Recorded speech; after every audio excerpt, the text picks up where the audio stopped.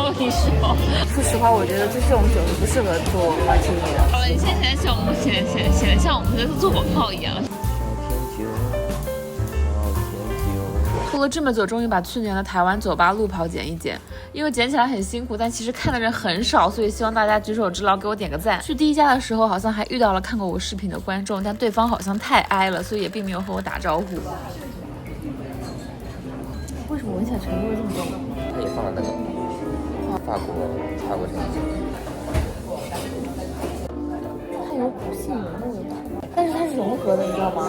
对，我没有吃过。是用添加剂做的。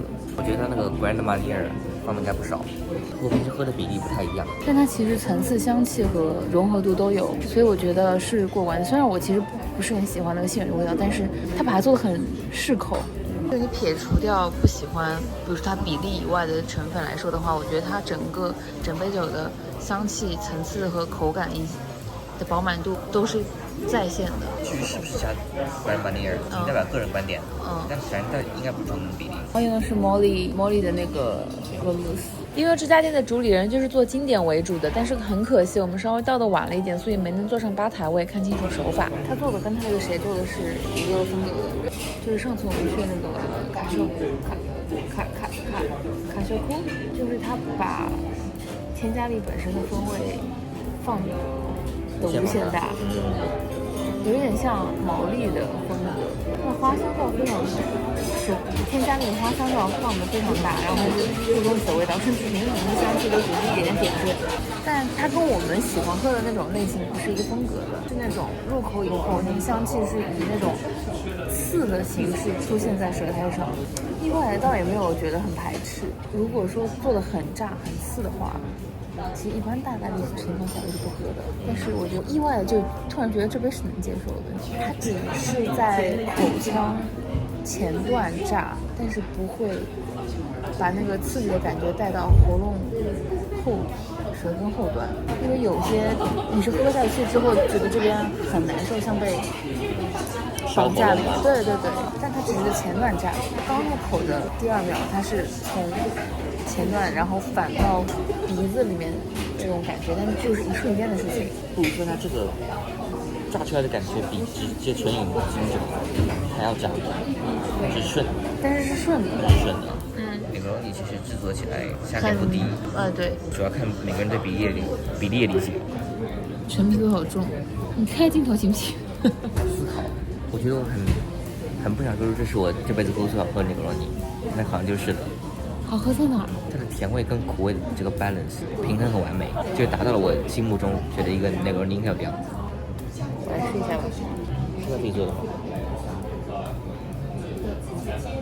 你知道重点是什么吗？那个时候带巧克力的。对，它的甜味是很复杂的一个甜味。它就是巧克力的味道。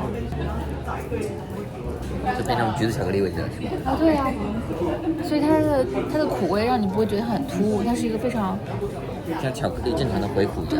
对，我说有没有道理？对。它这杯其实口感上的厚度非常强，我觉得跟它用的那个 Amaro 是有关系的。它用的 Amaro 我感觉是一个比较糖浆感稍微重一点的那种，所以它喝起来的时候会有一个比较重的糖浆，那种糖浆的蜜感。我都没有喝过这个基酒原来的味道，我怎么能批判它这个？它这个 Terrace，就是苏格兰的昆布，还有主打麦提斯。它店里面点的那个这种香，我闻得出个屁。哇，这肯定是配制酒。我觉得这上面瓶子很漂亮，然后是昆布，大海的昆布。你知道配制酒的感觉是很容易喝出来的，就是布里谢，就是它那个香气是浓烈，它没有浓烈是那么夸张，但是它有红黄丝青那种感觉，那个香气是感觉浮在你的鼻子和嘴巴之间的一个奇怪的一个空间，那味道香气是飘着的。说实话，我觉得就这种酒是不适合做马提尼的。但纯饮进的就太猛了。就是它的味道没办法具现的体现在你舌苔上，但它能从你的鼻子里面冒出来，这种感觉。我觉得有些人可能会蛮喜欢这个酒的，它有一股你说的它那个昆布味跟它那个柑橘混在一起，有点像玫瑰的感觉。Sir 的水平真的是非常高的，属于是我认知里，就算我不喜欢这个风格的 Martini， 但是我也知道它是在它的这个风格里做的非常极致的一种。大部分的调酒师其实我们过去吃的是狗屎。你别说了，不能再说更多了。虽然我们再也住不起这个酒店了，但是在这边喝下酒还是可以的。上次台湾路跑酒吧去了这么多店，但这次只有2家我们是回访的。我们用的是轩尼诗的 VSOP， 看到了，有2个shot，这已经太漂亮了。我觉得就马丁的比慕斯比稍微高一点，所以偏甜。这个塞德卡确实，我觉得是最近喝到比较正常的一杯，比例跟普通塞德卡不太一样。上来碎冰点是完美的，这个均度层一直在吃，从你入口的一瞬间一直到后面都是在一个底下垫着的状态。因为一般的塞德卡做完以后都是入口是白兰地的味道，然后均度味道会冲出来，和那个柠檬一起会盖过那个白兰地的味道。但是这个有把那个 Hennessy 味道整个就是衬托着一直下去，没有那种断层的感觉耶。我先冰起来哦。好，谢谢。再给你一下。喉咙的这杯是冻顶乌龙味道释放 Vesper。它琴酒的清苦味和冻顶乌龙的茶味完美融合在了一起。真的啊。然后回味是回甘，它其实一开始后端的时候有点苦味，但是结束又会回甘。哇，真的，感觉跟茶的选择关系很大。稍微它的回甘的甜味跟那个草药葡萄酒是一致的，它是苦味和茶和甜味和酒就是你懂吗？浑然天成，谢谢。时间段是完全一致的。采买的人员会有问一下，好像好香，它闻起来是若隐若现的苹果汁和茶味吗？哇靠！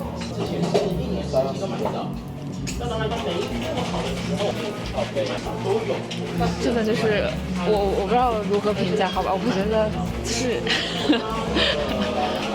有点 mind blowing， 说真的。我吃的时候它苹果汁，然后我觉得你作为一个不爱吃苹果汁的人，会觉得它是完美不。是它的苹果汁和梅子融合在一起，会有一点点像水蜜桃的感觉。还真的是有点桃味，有桃子味，是一个非常让人愉悦的味道。对，而且它香气非常饱满，它这杯的香气是非常外放的。如果跟你的那个 Vesper 相比的话，喝完以后你满嘴都是那个香气。但酒味在哪里？是我充分的体会到甜味元素的重要性的这一点。当你甜味元素运用的恰到好处的时候，其实整个酒的所有的感官都被放大了。好牛，真的好牛！这杯现在闻起来味道闻香都不一样，你闻，茶感味更扎实一点，然后现在喝起来茶香味也更突出一点。有比不仅普夫、国粹、卧槽。真的服了。以茶酒这个概念来说，就是考虑到酒这个元素的话，我觉得你那杯做的比较好。它放大了喝 Vesper 的愉悦感，它把 Vesper 的清冽和茶的涩感结合在了一起，又把茶的回甘和 Vesper 的回感结合在了一起。这杯真的很牛，我觉得。不管茶的选择还是入口的时间，因为我们自己也做过茶酒，就是那个 gin 泡茶的实验的嘛，不容易的这个事情。是那个就。来吧，哥。挡着它，然后用吞的，然后泡沫不急着抿，吞完感受一下，然后再去抿它。它是一杯干净清凉，有一点，然后我有小三元的精润这个等级，它比较多呈现的是抹茶的奶香。够抹吗？很抹，很抹，非常抹。但如果少喝Vodka或对Vodka比较敏感的人，还是会觉得舌头的两侧这个地方，对，会有一个酒精的片感，那个就是 Vodka 的特色。那我们选的是 Socinaya， 已经算是比较没有这么明显。那因为做发嘎谷物不管什么东西，只要有糖分都可以发酵蒸馏，都可以做发嘎。很多人不喜欢用 Absolute， 就是因为 Absolute 它用的就是冬小麦，那冬小麦的油脂会比较丰富，所以它在发酵蒸馏的时候，那个感觉很重啊，这个就比较没有那么重。它乌龙茶的茶色感和抹茶茶色感是一致的，然后抹茶的回甘和离山乌龙的奶香味又是一致的。对，这是这杯茶牛逼的地方。啊，还真是。哦，先说一下。我已经很难说它是一个 White Negroni 了。怎么说？就我觉得它这个晚白柚的李克给了它新的生命，让它的整个深度和尾韵的这个长度都延长了。我不知道这个 Q 的劲，他们这个本地劲喝起来什么，单独喝是什么味道，但是它闻起来好香啊！你喝一口你就知道了。它尾韵其实主要是这个劲的味道，因为它是配制酒，所以它香气是浮在口腔里的。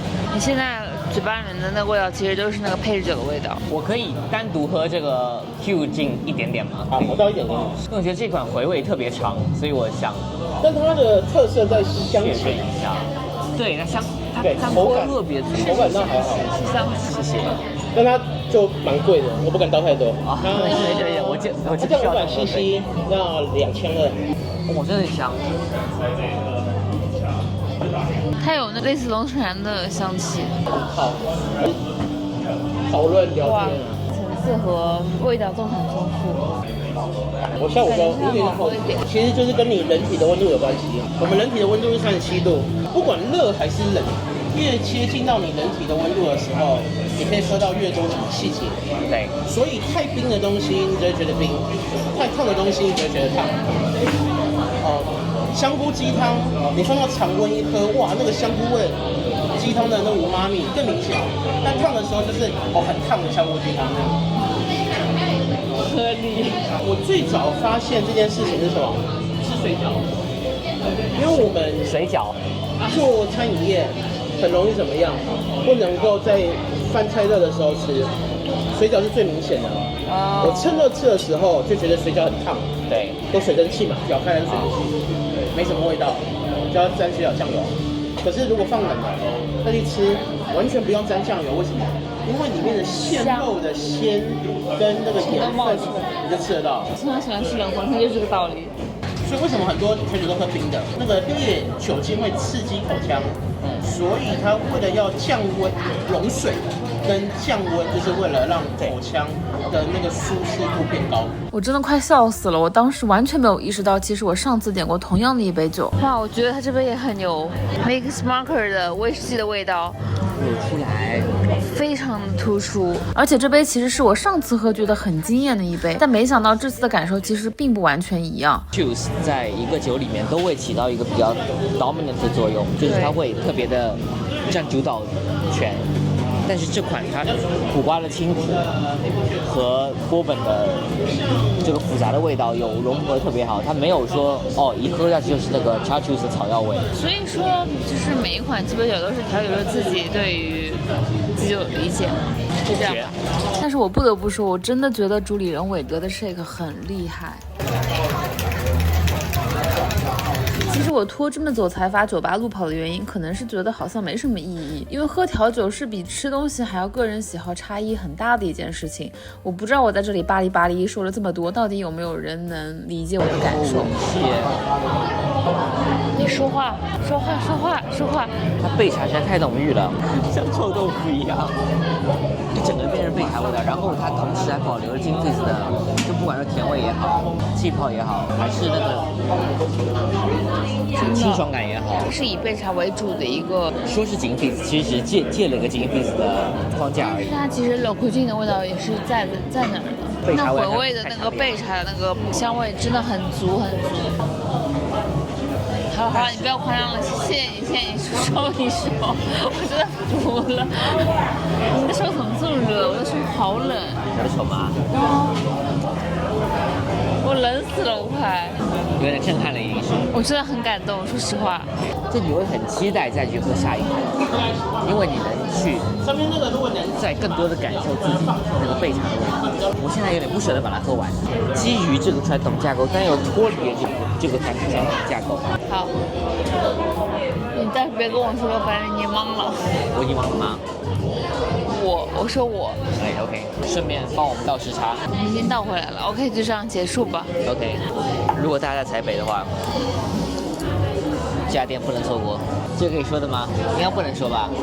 对吧？我是觉得，如果说你真的很喜欢，你是能够认真静下心来品尝鸡尾酒本身的话，这家店是一定要来试一下的。其实不是所有的酒吧都能把酒的细腻度给表现得这么的明显的。就比如说我们在纽约喝过很多的所谓的做茶酒的，其实只是为做而做而已，并没有把他们有很多茶酒，有一些真的没有，真的没有，还有一些 Tinato 对吧？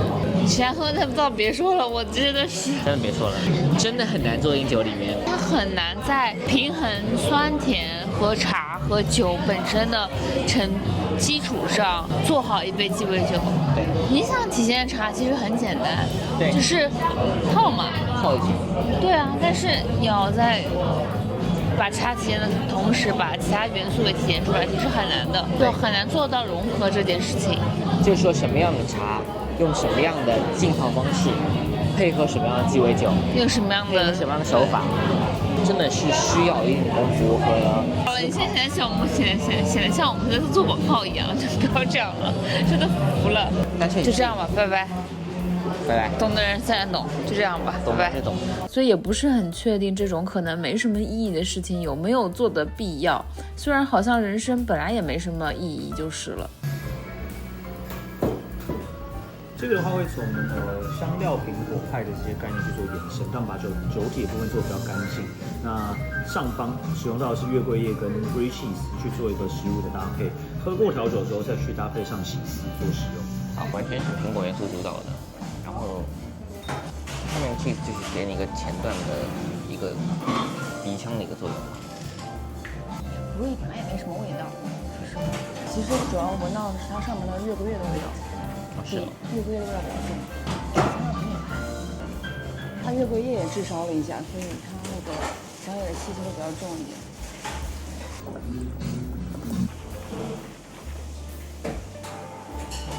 小甜酒，小甜酒。所以你那个其实根本不是 martini 的变种。他自己说是。哦 ，I'm lying。再让我试一下。啊，你先吃，你先吃。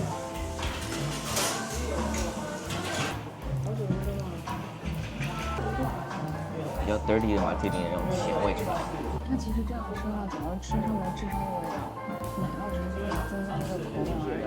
奶香味是在我晕的时候在一点点，所以它的意思是，就有点像是苹果干烧，最后上面配了一坨奶油的感觉。它这个炙烧只是给它增加点层次吧，我觉得。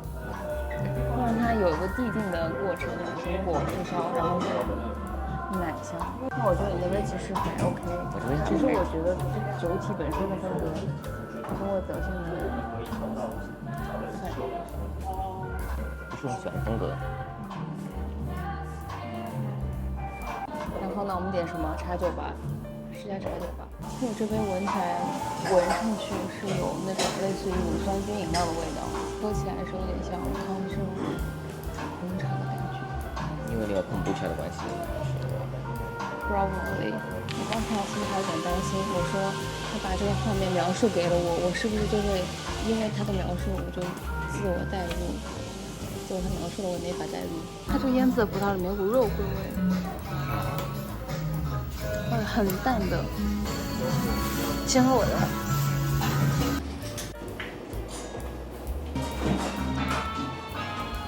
它这么搭配之后。味美浓度起的那个甜度和铁观音的那个茶苦味结合一下，有点像可可的味道。可可的味道。你细品，晕喝起来有点淡淡的泥煤味，有点泥煤感，对，有点泥煤感。又就算鸡尾酒又加了茶，所以特别能够分辨出，对。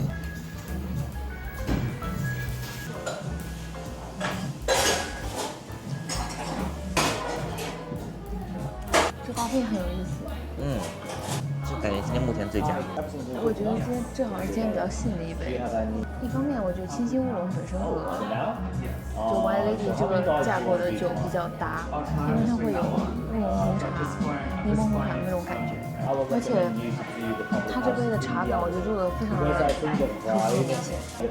这杯我觉得蛮不错的。